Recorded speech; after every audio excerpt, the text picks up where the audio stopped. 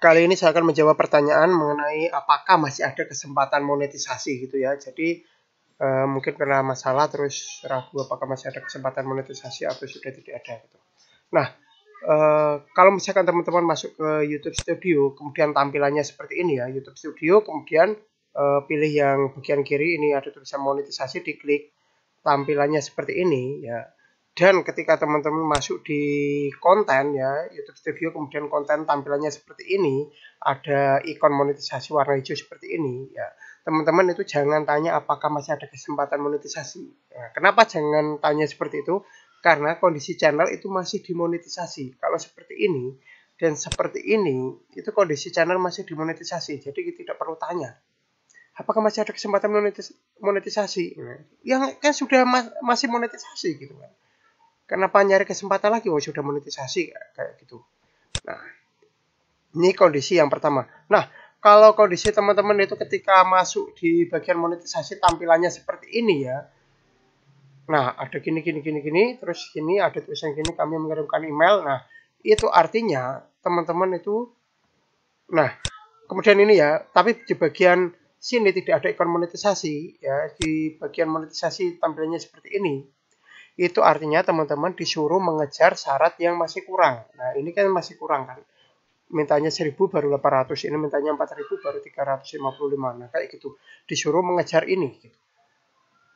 Berarti masih ada kesempatan kayak gitu. Nah, itu kemungkinan yang kedua. Kalau kemungkinan ketiga, tampilan teman-teman itu seperti ini. Kemudian di sini ada tulisan daftar atau daftar sekarang atau apa tulisannya gitu ya. Itu artinya channel teman-teman itu dalam kondisi belum mendaftar monetisasi gitu. Tinggal daftar saja gitu ya. Nah, tapi kalau misalkan tampilan channel teman-teman tidak seperti ini, misalkan tidak seperti ini juga, tidak seperti ini juga tidak seperti ini, maka ada dua kemungkinan. Nah, kemungkinan pertama ya, mungkin itu YouTube update ya, artinya tampilannya itu sedang diperbarui. Jadi kemungkinan karena ini saya membuat videonya Oktober tahun 2022.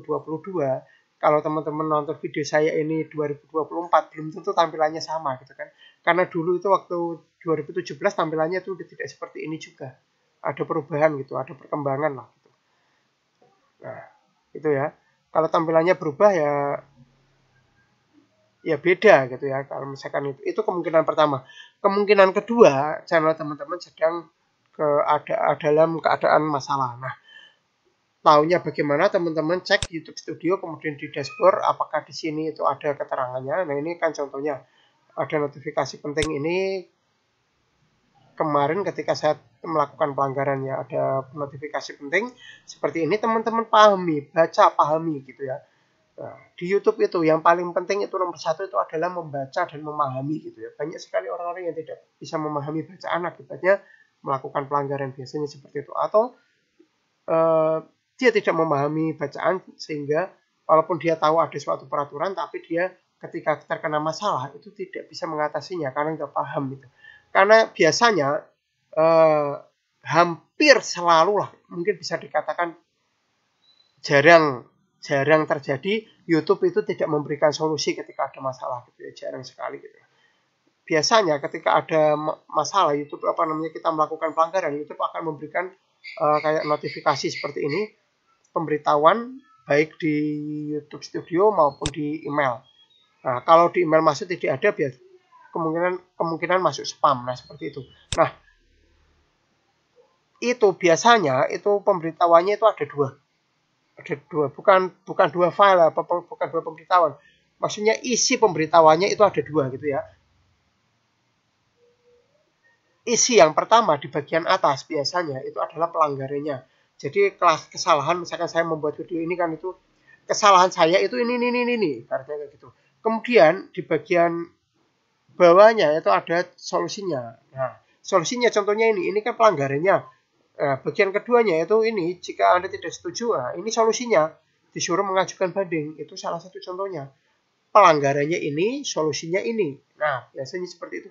Di ini, di email itu sebenarnya juga sama. Nah, itu ada namanya ini ya,